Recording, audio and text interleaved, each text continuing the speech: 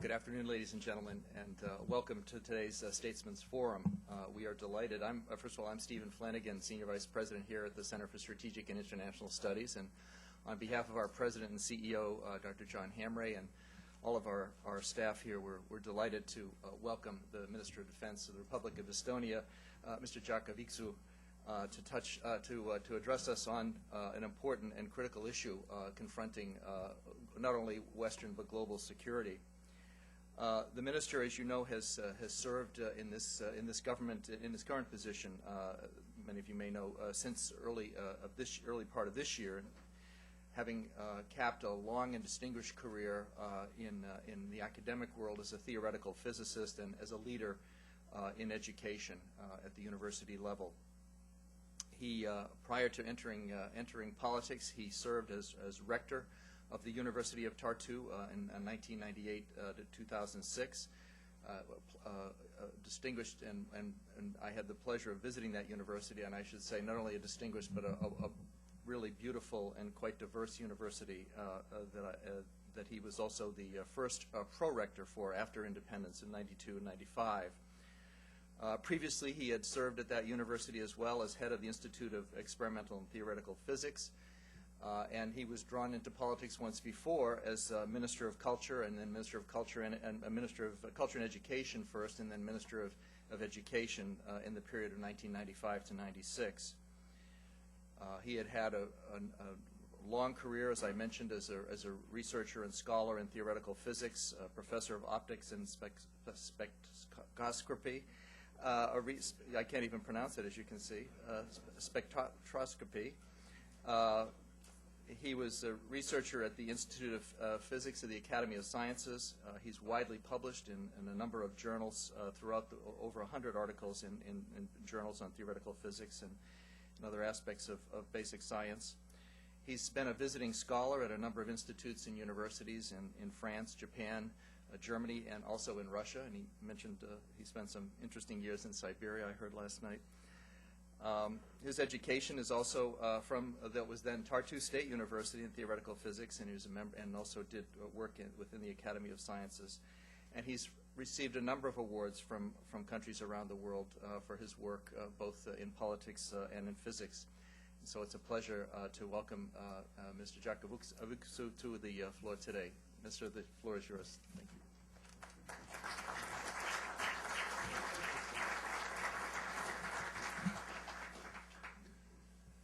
Mr. Chairman, dear audience, ladies and gentlemen, dear friends who you gathered here to listen to what I think is important when we think about our common future.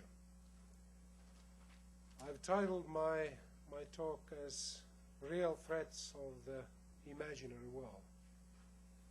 And it's really a pleasure to be here in Washington today. And even more so, I'm glad to be hosted by the Center of Strategic and International Studies and have the opportunity to present you the Estonian views on cybersecurity here at the Statesmen's Forum. I'd like to start from a small trip back into the history.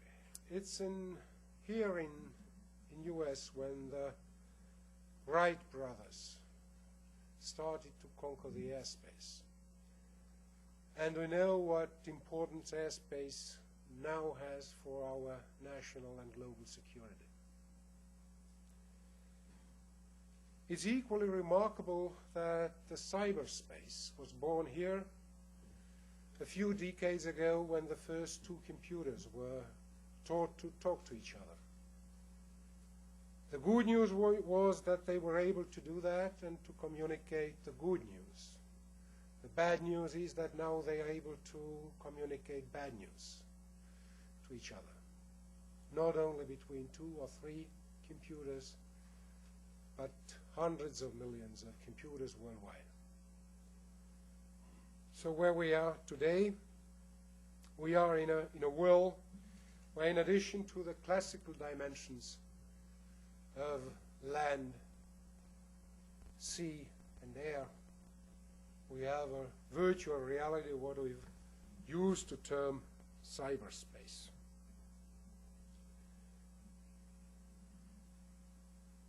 In a similar manner as moving out to the high seas created new global powers, as conquering the airspace for defense, but also for global dominance, we entered airspace and further to the space. It is imminent, I think, that the future developments will see conflicts, attacks, if you like, wars in this newly born cyberspace. Differently from the three dimensions I've mentioned before, land, sea, and air, where we are more or less able to define natural borders, and we do understand what we mean by saying we want to assure national sovereignty over our national land, sea, and airspace. The imaginary cyberspace has essentially no borders. As it was born, it was global. It was not only global in the sense of having no borders, but it introduced also unparalleled anonymity, as by now little legal, both national as well as international legislation. And it's essentially a dimension which requires modest financial means to be visible and present in that space. That basically means it's fundamentally asymmetric.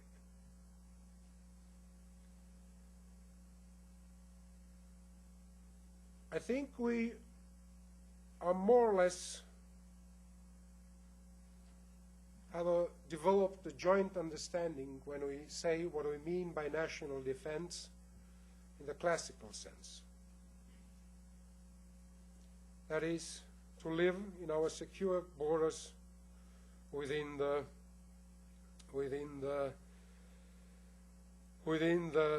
national space and sovereignty imposed by our legislator and executive and judicial powers. Neither legislative nor executive nor judiciary powers are as yet present in the cyberspace. However, in the real world, we increasingly feel the impact of this imaginary cyberspace on our everyday life.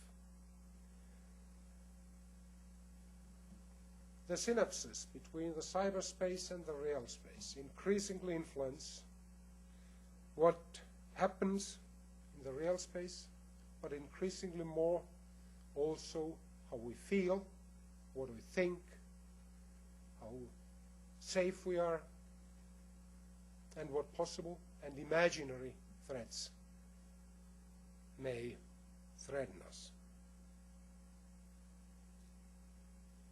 With this in mind, we can imagine that a signal or a minute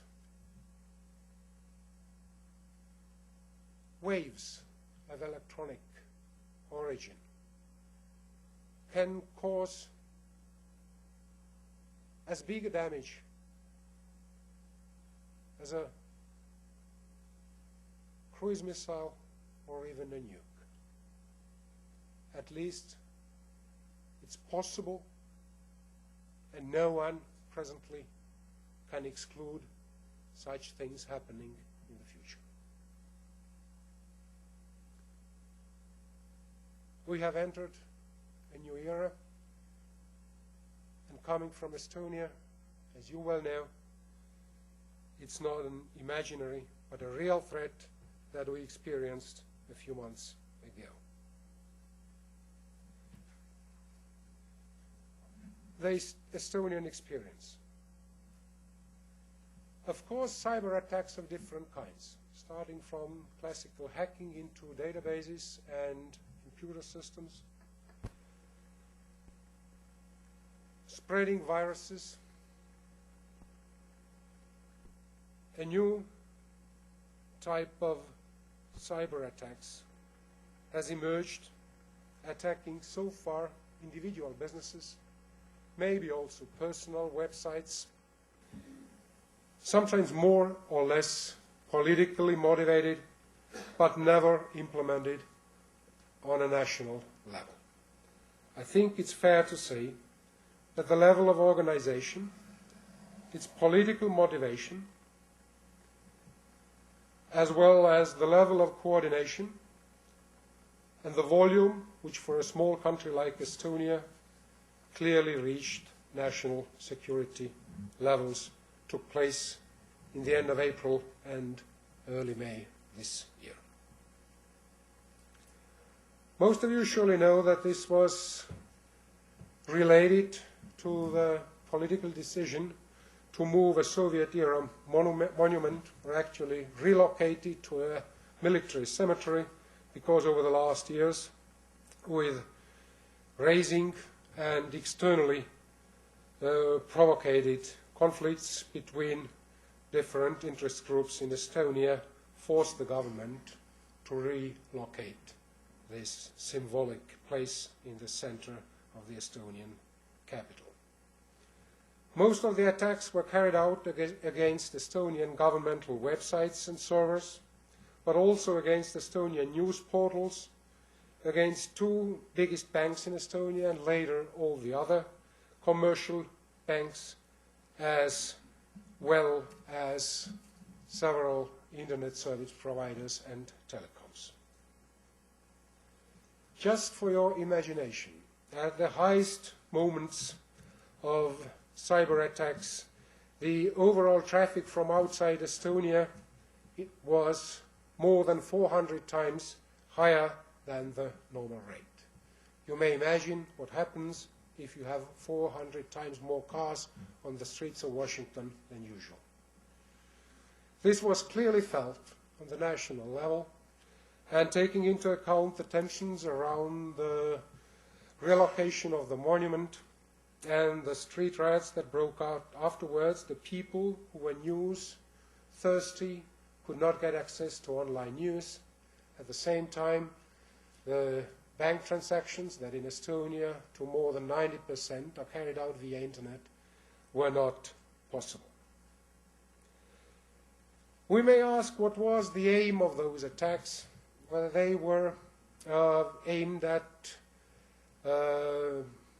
making some real damage to our critical infrastructure, or even more specifically, attacking classified networks under the responsibility of the Ministry of Defense, then this was not the case. I think these attacks clearly showed that there is a huge potential to combine cyber attacks and the also recently emerged terroristic attacks, and I tend to term the events that took place in Estonia earlier this year as cyber terrorism. What made those attacks unusual were not the massive nature, but also the well-coordinated nature of those attacks.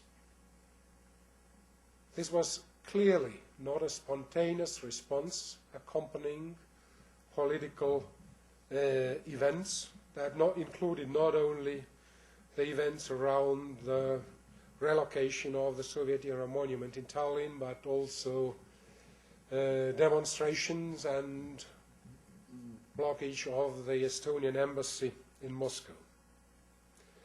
These attacks were carried out in a very precise time frame, and at large were carried out by groups of organized computers, so-called botnets or robotic networks, that were rented for that purpose and rented by clearly illegal groups that have hijacked a number of computers worldwide, zombified them by malware, that can be used attacking any target in the world, anytime you wish, provided you have access to these networks and have the command over them.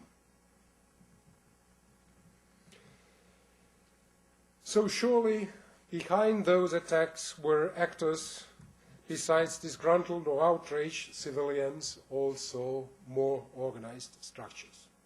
For the time being, there is no solid evidence whatsoever what we can use to putting the blame for organizing those events.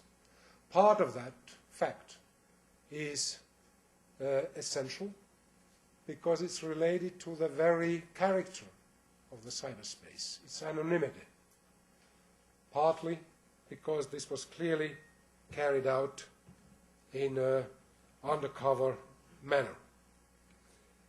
All we can say is to see the correlation with other events that were at least partially coordinated and funded by the diplomatic representation of our big neighbor.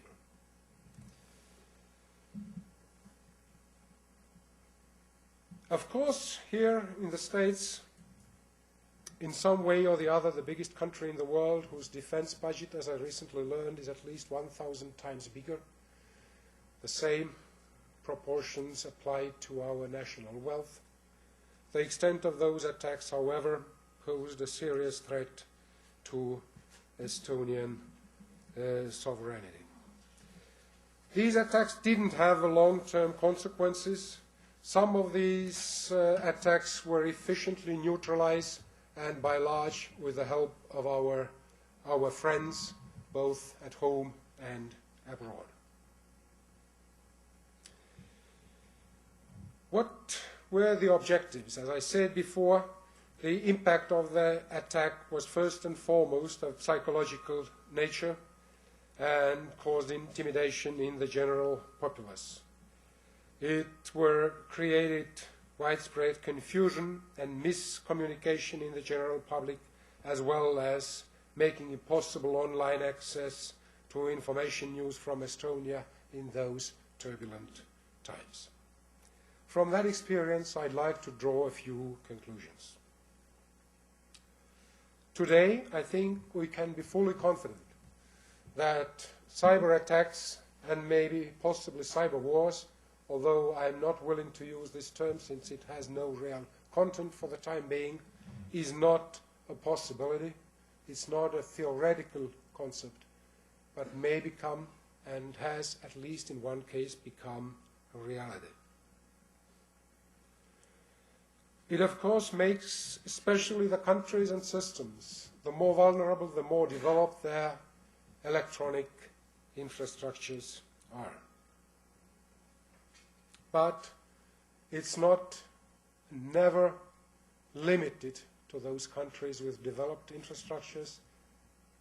At least any country who uses modern information technology is potentially under attack. We've used to those attacks at individual businesses, as said, sometimes politically motivated, if we think about the Canton scandal of the Danish newspaper, for instance, but also in a number of other cases.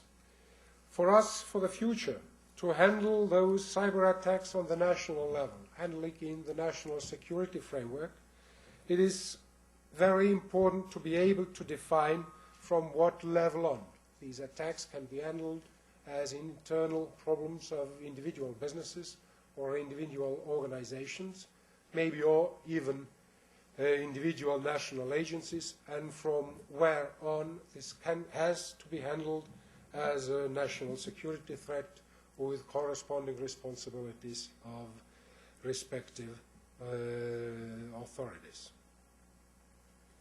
One thing is clear. We have to tackle those problems in the nearest future. The threats, the probability of those threats is rising in time. Secondly, this threat is fundamentally global. Any country or any organization or part of it can be attacked at any time, and at the same time the attack itself is global. In the case of Estonia, we estimate that around 1 million computers were involved in those attacks different times, being located in more than 50 countries worldwide. The biggest numbers come from the countries with biggest numbers of computers. The system is not selective and is penetrating any national borders. It is also, since the very nature of this global threat, it's impossible to try to fight it building imaginary Maginot lines around our countries or agencies. In this cyberspace, the location of the opponent is only rarely known, and its location is next to impossible to know beforehand. Even after a cyber attack, its specific origin is often very difficult to identify. Seeing as almost every computer in the world is connecting to internet, perpetrators find it at times very easy to use malprotected personal computers to participate in attacks by controlling them remotely.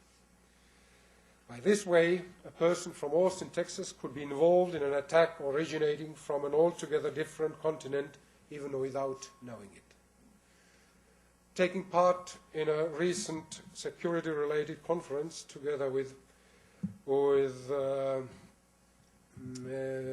Deputy Undersecretary Grimes, we asked the audience that according to statistics, there are at least 2 cyber terrorists in this audience, because most probably their computers have been hijacked and can be used attacking other computers wherever in the world.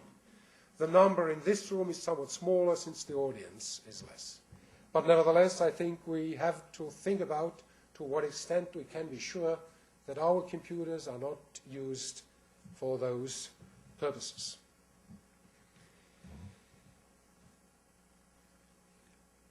From here on, I'd like to continue with stating that there is a general lack of awareness and preparation against possible cyber attacks. Of course, in most ministries of defense and other critical infrastructure organizations, the people are ready and able to fight those threats from the cyberspace.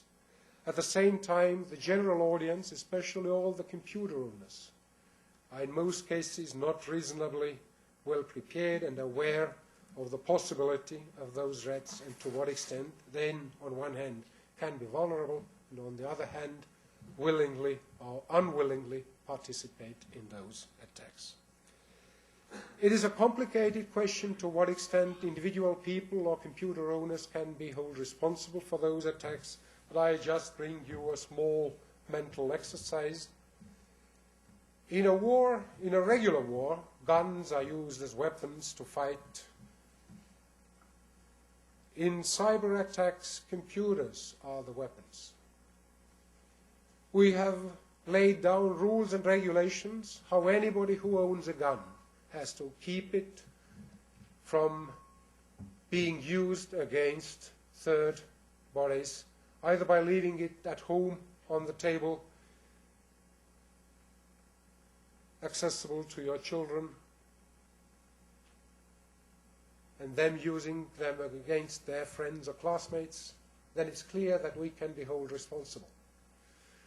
More or less the same is true in the case of cars. If we leave our cars' doors open and keys inside, if somebody takes the car and causes an accident or damage to third parties, we are held liable. What about computers? Are we authorized in the future to put the burden on individual computer owners to protect their computers from against using them in cyber attacks or cyber wars? The question is so far unanswered. It clearly is an important question since it interferes with individual liberties to the extent that we have to be extremely cautious before legislating into that sensitive area. Fourth, cooperation between public and private sector is vital. Our modern information systems and networks are fundamentally intertwined, in addition to defense-related classified networks, which in most cases are reasonably well protected, the information systems of our critical infrastructure, which in very many cases are in private ownership, are not always subject to the same strict regulations. It's clear, and most of the countries, to different extent, are paying increasingly more attention to that. On the other hand, it's clear that fighting those threats has to involve both governmental agencies and offices as well as the private sector in close cooperation. Even more so, with taking into account the very nature of those attacks, their speed. Events happen in milliseconds or even in shorter time periods. They develop over minutes or hours, and so fast reaction is essential. That basically means that the pre-prepared networks of a well-established command and control lines must be in place before things happen. We are only halfway in most of the countries to achieve that goal.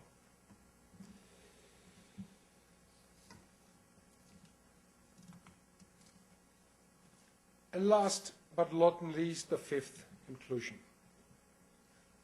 Handling the cyber attacks and possible cyber conflicts and cyber terrorism, the first obstacle we confront is the lack of conceptual space, even in communicating what is going on, what was going on, and what was happening. As I said before, a cyber attack is maybe the best established term to denote attacks from an external force towards a concrete target. What about cyber terrorism, cyber wars, and other terminology? There is no agreement whatsoever on national and even more so on international level. So the conceptual clarity is the first step on that way. The second is to try to agree on certain rules of how to handle and what can be considered as cybercrime. Again, this is a heavily under-regulated sector, and it's very hard, even if we manage to establish the ones who can be held responsible, it is very hard to bring those people to justice, and clearly more national as well as international efforts by our respective judicial authorities is necessary. As I pointed out before, the problem itself reduces to a risk management exercise. The possible events that may happen in cyberspace have to be handled and the risks minimized. Minimizing the risks is always brings with itself certain burdens, either by law or voluntarily taken upon different stakeholders. As I said before, these threats cannot alone be managed by governments. It has to involve both businesses, third sector organizations, as well as individuals. How to handle this burden sharing is a complicated issue that has to be addressed if we want to efficiently handle the possible extension of cyber conflicts in cyberspace. And from here on, there is a need to establish clear responsibilities between different stakeholders in that counter cyber attack exercise. So, from these 5 major conclusions, I'd like to say a few words what we've done in Estonia on a national level. First, we've started and even speeded up the process of compiling a national cybersecurity strategy. This document will be ready at the end of this year, and as said before, This tries to conceptualize the phenomenon, define the critical infrastructure, put concrete responsibilities on developing necessary legislation, as well as asking from internet service providers as well as telecoms and other extensive e-service providers to develop countermeasures to be able to confront any future attack. As said before, it also includes certain guidelines for the private sector. In addition to that, in the June meeting in Brussels, the NATO defense ministers, partly on the proposal by the Estonian governments, commonly agreed that urgent work was needed to enhance the ability to protect information systems of critical importance to the alliance. Estonia, on its behalf, has proposed more than a year ago, so long before the cyber attacks took place, to establish a NATO cooperative cyber defense center of excellence in Estonia. I'm glad that now 5 countries have committed themselves to contribute and 7 others are in the process of negotiations to participate.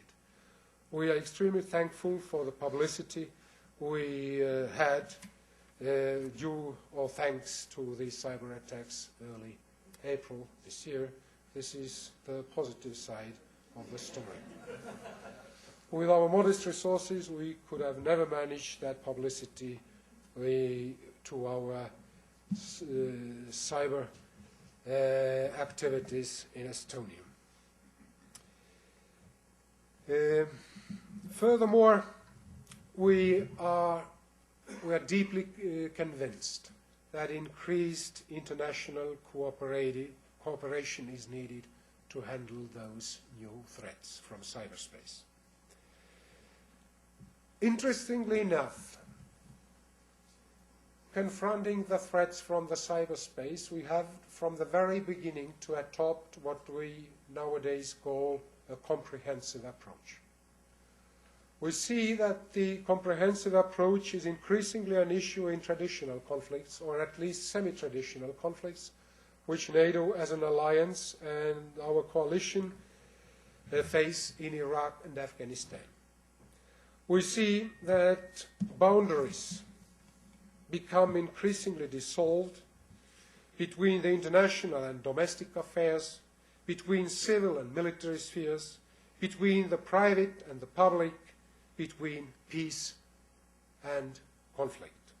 This is essentially characteristic to every cyber conflict or cyber attack at the same time. Who should raise those issues? Who should try to address those challenges? Since this issue has clearly become a problem of national security, at least those countries joining their hands in fighting traditional security threats should pay due attention to fighting cyber attacks today and increasingly so tomorrow. NATO has played for almost 60 years a leading role in guaranteeing security in the Euro-Atlantic space and increasingly more so in modern days worldwide. It has, I hope, both the willingness and the potential to address those issues. A number of countries have embarked on that process already. As I said before, the willingness to address those issues was underlined during the recent meeting of defense ministers in Norway, and most probably the corresponding policy of cyber defense will be tabled on the summit meeting in Bucharest next spring.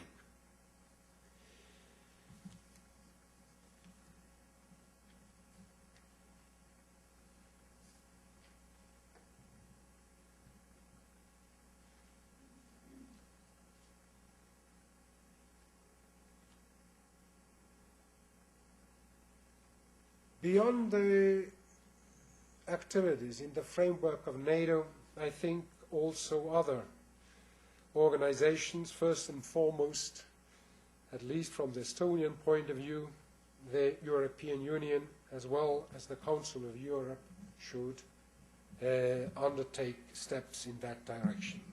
It's worthwhile to mention that there already exists an international convention on cybercrime that was approved by the Council of Europe and that came into force back in 2004. Unfortunately, very few countries have decided to join this convention. However, what we observe, the interest to work more closely both in ratifying that convention as well as extending it to the new spheres of cybercrime and cyber attacks is underway. However, it is also important to note that as it stands now, this Convention on Cybercrime of the Council of Europe is the only international agreement that concerns cybercrime. Taking into account the threats related to that, that's clearly under critical. I think that having more signatories would be beneficial to every country that faces the emerging cybersecurity environment. And in addition to that, it could act as a basis for any further legislation as such arises in member states or further away. As an organization of like-minded countries, the European Union is another actor that could do much in the effort of improving cybersecurity. Seeing as many NATO countries are also members of the EU, it would be present a good opportunity to deal with the issues considered in NATO also in the EU. And I am glad to say that the Ministers of Justice of the European Union are increasingly paying attention to that sector and trying to legislate both on the European as well as national levels. Of course, it would be redundant for the European Union to replicate the work that NATO is already doing. For example, the EU could deal with cybercrime of commercial nature and as a part of that implement legislation aimed at a wider range of issues that cybersecurity presents. Furthermore, in addition to these international organizations, I am sure that cooperation between individual states, also bilateral relations, can essentially contribute to facing that threat. However, we think that we have to find also new frameworks to work with these challenges. The approach to cybersecurity, I think, should be proactive, all-encompassing, and most of all, multilateral, a cooperative effort between governments, the private sector, and international organizations. Now I'm getting a little bit more philosophical. When I was trying to draw a picture towards all the threats and how to fight them, we have to be realistic in what we can achieve and what is proportional reaction to the possible threats. It is clear that as in handling crime, we can never achieve or legislate means and measures so that crime would disappear completely. There's always a tolerable level of regular crime as well as cybercrime and cyber attacks, beyond which the measures undertaken are too big a burden for the participating partners, as well as ineffective from the point of view of resources spent.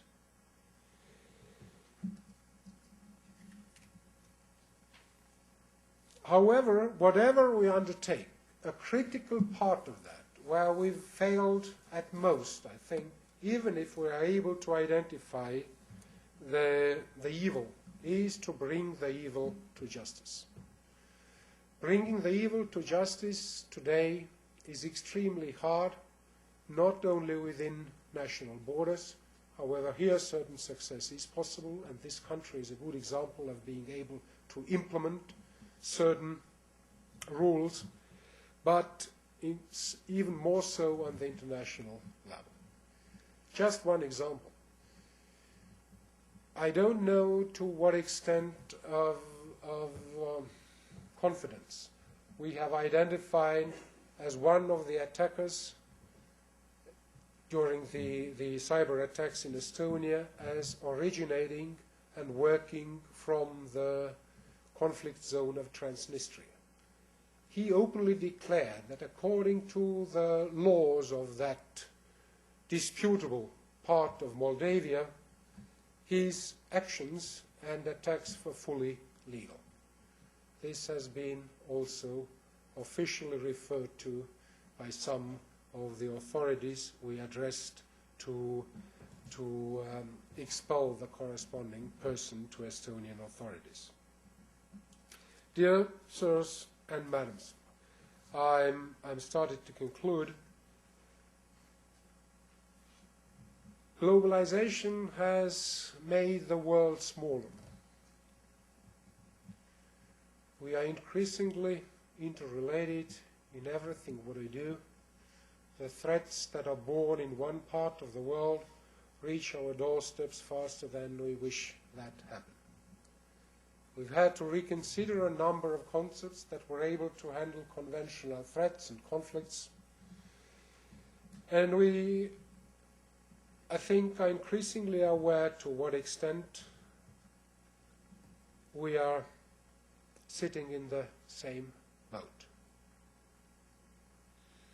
Even more so, we are increasingly aware to what extent the problems we face are intertwined. Intertwined are the physical and the cyberspace, the legal space, national and international security interests, and so on.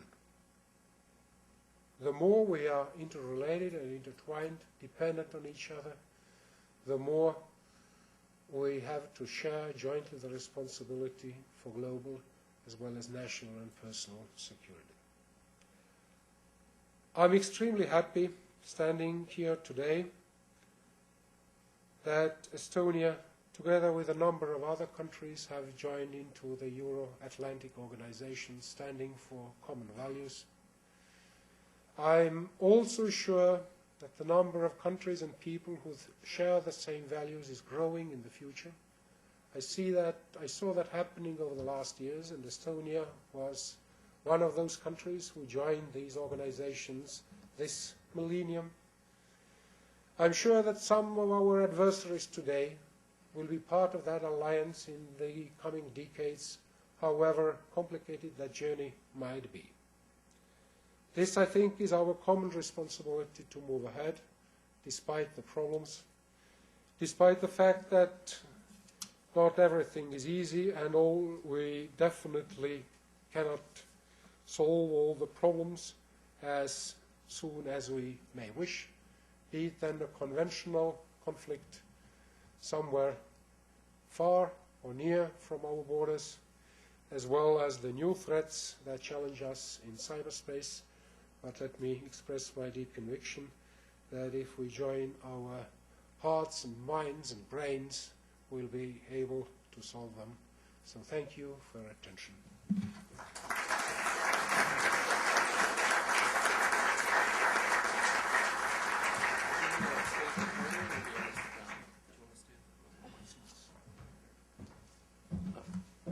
Thank you. That was a great presentation. The ministers agreed to take a few questions. If I could ask if you could identify yourself when you ask your questions, that would help us put things in context. And I'll take my name's Jim Lewis, and I'll take the moderator's prerogative and ask the first question. The attacks were a surprise. How did you react? Who was the first person you called? What did you do when you learned of this? Well, to put it very simply, the attacks, I think most of the people in Estonia were taken by surprise. We were engaged with the conflicts we had around the war memorial, and I personally learned about the attacks when I unable to look at the online news. And then I called, what's wrong? And then I heard what was going on. However, at that time already, the informal network of mid-level, department head level officials who've been informally organized long before those attacks took place in order to compile the Estonian cyber defense strategy, or were already working with the attacks. They've called their colleagues and friends in Estonia as well as abroad. So in the first hours of those attacks, a network of people was already working. So no formal decision-making to fight or defend these attacks were taken on the government or even on the ministerial level. On one hand, there is a question mark to what extent all that was backed by existing legislation, because steps taken in this process were in some cases clearly inflicting third-party interests. However, I am convinced that only a fundamentally networked system of cyber defense is effective in those cases also in the future. So I think from that lesson we have to learn that we have to be able to defend ourselves as fast as possible, meaning in minutes and hours. Great. We have Mike Nelson in the back there. I'll identify you for yourself. Mike Nelson with Georgetown University. As you said earlier, this was primarily a psychological attack. They weren't actually bringing down machines, or they weren't doing damage to infrastructure. Do you have any assessment of how much damage was done psychologically? Are there poll results? Are there any indication about what the Estonian people think of the Estonian government's response, and whether there's more or less favorable reaction to what the Russian government's doing?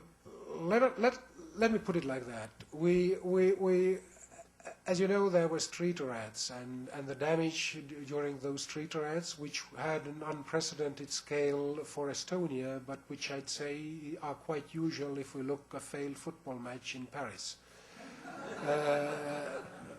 But nevertheless, I mean, the psychological damage through those street riots was estimated, it's hard to estimate, but the material damage reached well, let's put it up to $10 million.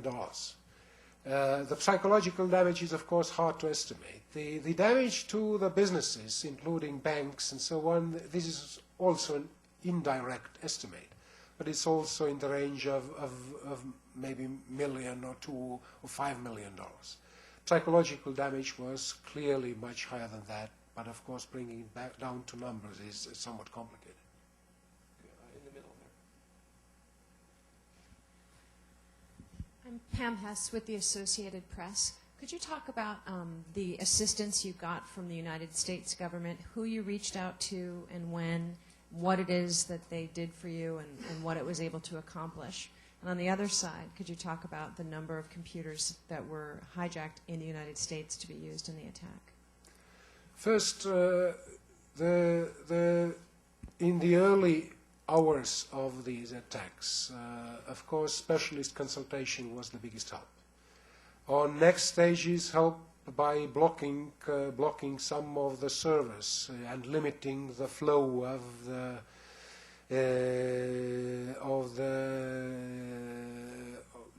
the requests to the attacked computers was the next stage. The third stage was sending specialists to assist in fighting future attacks. As I said, or maybe forgot to say, the first attack took place on the 28th of April. The next one, the massive one, on 4th of May, and then around 9th of May was a third wave. I think that the measures taken during the more than 10 days reduced the peak height of the attack in May by 10 times at least, so that we were pretty efficiently fighting the flows. And now, I'm sorry, I forgot the last... The number of American computers that were involved in I'm sorry, I can't specify that number. I can say I can give you an estimate, and it's my personal estimate from the numbers I've heard, is that maybe 10% of these computers used came from US. Maybe that was less. Sorry, but this is roughly an estimate. Okay, we have a question in the back. Yes, I'm William Henley with the Office of Thrift Supervision, and I've got a two-part question regarding the lessons learned following this attack. And the first part has to do with business continuity.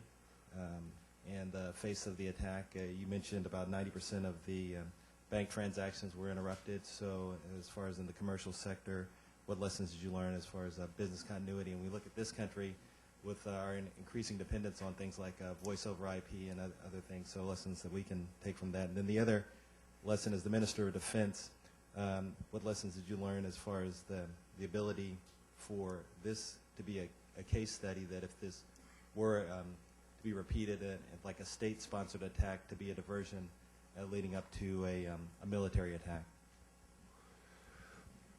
Well, first the attacks to the Estonian banks. We have two major Estonian banks who are responsible for roughly 90% of the market, and then four smaller ones who take the 10% rest.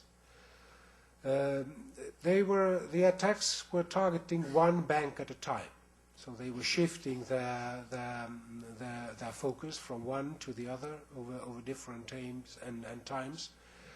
To what extent it interrupted the services is hard to estimate. We asked the banks to give numbers, and they were not very willingly having an official response to that request, due to understandable reasons. But so basically, the estimates were. They said that it was not too bad, but the effect was clearly psychological. And I've asked a number of colleagues and also businesses how they felt that, and so I would estimate every second or third person in Estonia who tried to use that service couldn't do that during these 3 days of attacks. And now, as the Minister of Defense, formally, the responsibility of the Minister of Defense in Estonia, the area of my responsibility was not directly attacked, so I can say I was not attacked at all. However, of course, as being responsible for some of the related happenings in Estonia, including the relocation of the war memorial, so I was engaged politically to a very large extent. So I was from those who challenged or questioned the decision to relocate the memorial. They put the blame on me for initiating those attacks or provoking those attacks. So that was a clear political responsibility.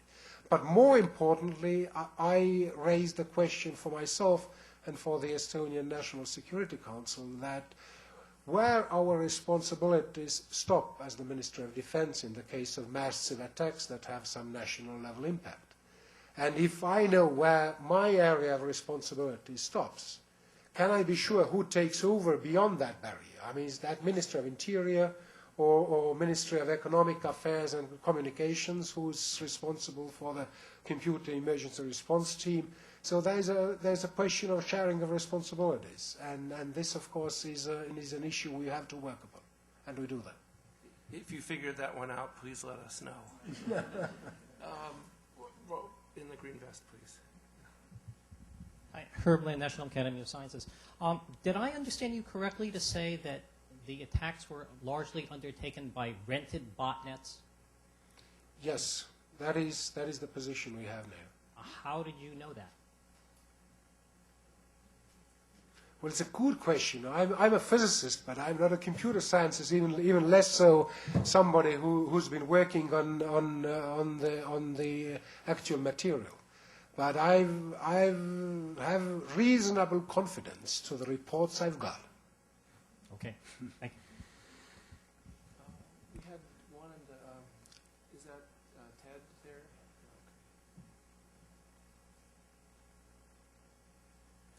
there?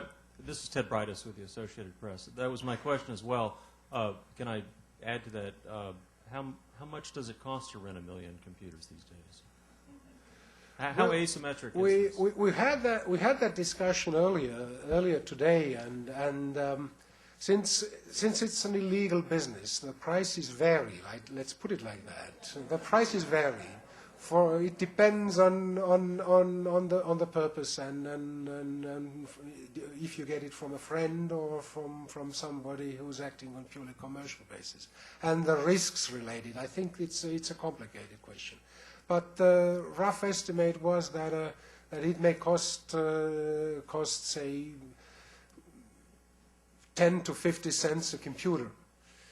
So it's not a very big number, and of course doesn't require that big resources. But again, it's a very, very rough estimate, maybe accuracy to an order of magnitude or so. Yeah, at least for a while the price has been dropping. So if you're interested, we had one. Well, I assume this is renting access to somebody else's computers. It's not renting the computers themselves. No.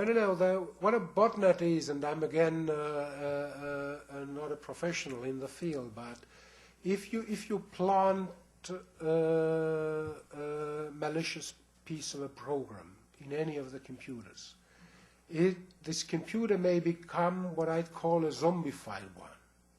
So at any moment in time, when the computer gets a signal from outside, it can be triggered to send queries to whatever target the master has chosen. So you put these botnets together over extended periods of time. You are the master of those computers for certain purposes, and then you can sell that command line to anybody who wishes to buy that. And this is very hard to discover as well, whether a computer is zombified or not. So it's a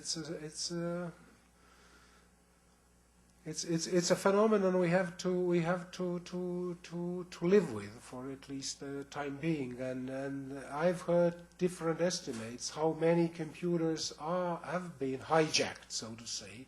And as I said before, when estimating the number of potential cyber terrorists in any auditorium, you may take the 1% guess as a good estimate. So 1 out of 100 computer owners is potentially a cyber terrorist.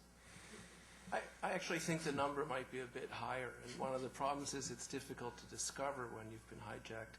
The Netherlands police recently arrested 2 people who were bot herders, people who ran one of these bot networks. Their network was 1.1 million computers. That's quite large, but it's not unusual. So it's the trend of the year in cybercrime. Up in the back there. My name is Malcolm Ewing from the Brookings Institution. Could you tell us a little bit more about what the NATO center in Estonia that you mentioned is intended to do, and how satisfied Estonia is with the response by its NATO allies? Well, first, we try to first use the competence that we have in Estonia in cyber defense. We have both some academic as well as practical experience in the field. We have to offer some expertise in the legal sector. We've been working on legislation concerning cybercrimes extensively, and this is one of the competencies I think we have to offer. The response from other NATO countries is I think, reasonably good, in the sense that there are 4 committed countries and seven in the process of negotiations.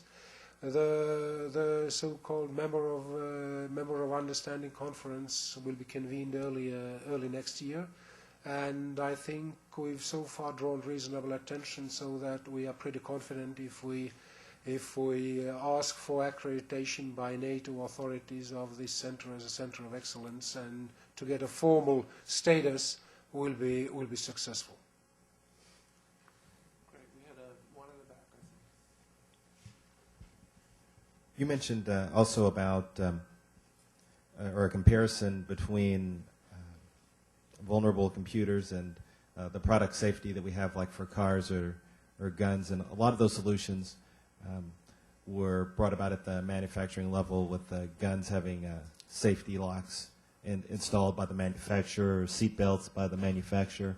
Is Estonia or Europe, are they contemplating any proposals to require manufacturers to make perhaps like lifetime licenses for antivirus protection or things like that, a requirement? As far as I know, it's all speculative so far. But I mean, the questions are up in the air, and there must be some responses in the future to come, because it's clear that this is one, maybe not the best, but one potential option to fight that problem. And I'm right in saying that the Office of Thrift Supervision is one of our financial regulators. So you're okay. So we have a Treasury Department regulator asking that. I thought your remarks on liability were very interesting, and usually when you say liability in America, people scream and run from the room. So it was encouraging that. But it's a novel concept of making the consumer liable for misuse of their computer. Did you want to add anything to that? Well, a consumer, it's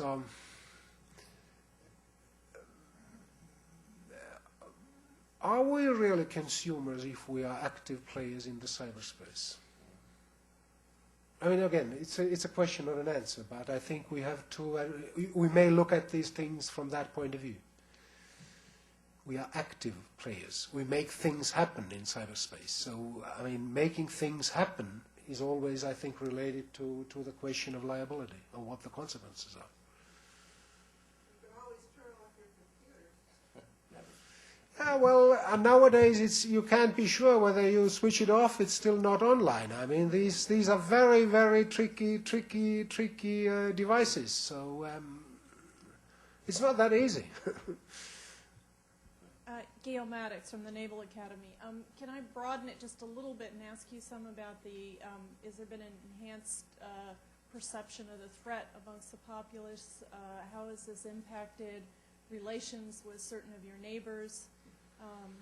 Could you address some of those issues? Well, the cyber attacks is not the biggest problem we have with one of our neighbors. It's unfortunate.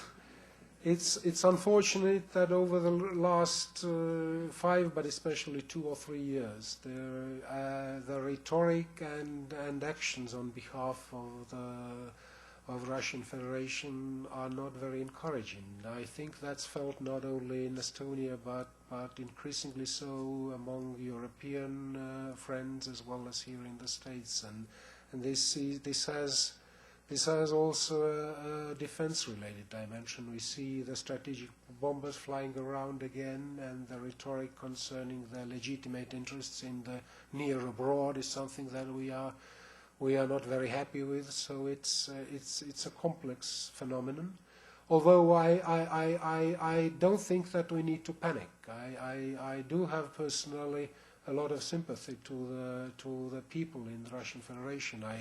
I think that the status where this country was left after the Yeltsin democratization was a very controversial one. To keep that country together, to fight the increasing poverty in Russia was a big challenge. And unfortunately, the solutions taken are not maybe the best ones. But I still think that we should try to be reasonably optimistic, but not losing keep our eyes and ears open to what's actually going on. So it's controversial.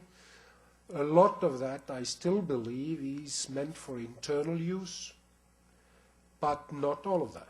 To what's going to happen in 3 years' time, it's very hard to tell. But I think we shouldn't panic, neither here and also in Estonia, although our bitter experience over the last 50 years is not making it easy to keep quiet. Jerry. How are we doing? Jerry Epstein here at the Center for Strategic and International Studies. You said the targets were, you were not directly a target of this, but have you made, or has the Estonian government made changes in its own use of the telecommunications infrastructure as a result of this? Yes, we have. We've clearly decided we have to increase the security of our governmental information systems. We are pretty far with our e-government project, and we clearly identified the weaknesses of that system, and also we were clearly paid attention to the need to have more international cooperation to increase the security as well, because it's a lot of that cannot be handled on the national level alone. Time, I think, for one more, so maybe you'll be the last. Go ahead. You mentioned the one perpetrator in Moldova. What happened with him? You said that you indicated that the government wouldn't. This is Transnistria. It's the disputed area in the Republic of Moldova, which is by now at least practically occupied by Russian troops, and this is not under jurisdiction of the government of Moldova. There was a public statement from one individual from that region that he was behind those attacks, and he was publicly announcing what he did and why he thinks that that was fully legal, and so on and so forth. We've also we asked for legal help from Russian authorities in 2 more cases where we've more or less identified the potential attacker, but no results. But, well, there is the Litvinenko case, which is even more severe, and we are not very optimistic. So. Well, I think the minister's opening comparison with air power and strategic bombing was very apt. Strategic bombing really began in 1914 when a very large balloon appeared over a Belgian city. And at that time, people were terrified, but there wasn't a lot of damage, and no one expected what would come. So it's a very apt comparison for what we're going to face in the future. My own view, for what it's worth, is that actually Estonia did a pretty good job in responding to these things. I held it up as an example of a place we could learn from. I'm not always sure the U.S. would have done quite as well. You never know with these things, but from the outside, it appeared to be a very effective reaction and response. I don't know if you have any final remarks for the group, or. Well, just the last words. Thanks once more for both the opportunity to talk to you, for the questions, and for listening. And I hope that we'll be able to have more answers we meet next time. Thank you. Thank you.